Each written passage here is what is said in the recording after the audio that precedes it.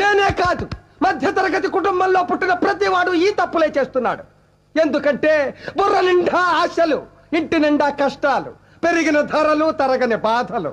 పాలవాడికి, నీళ్లవాడికి, రెంటుకి, కరెంటుకి, రేషన్కి, మందులకి, కూరలకి, కూతుళ్ళకి, అల్లుళ్ళకి, కొడుకులకి, చదువులకి, పండగలకి, పబ్బాలకి, శుభాలకి, అశుభాలకి, అన్నిటికీ ఖర్చు ఖర్చు ఖర్చు.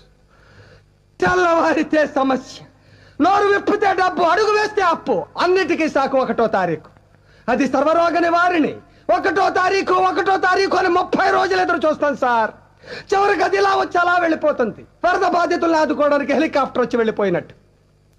1వ తరగతి వాడికి 2వ తరగతి, 2వ తరగతి వాడికి 3వ తరగతి, ఇలా అన్ని తరగతుల వాళ్ళకి ఎదుగుదల ఉంటుంది. ఒక్క మధ్య తరగతి వాడికి మాత్రం ఎదుగుదల ఉండదు సార్.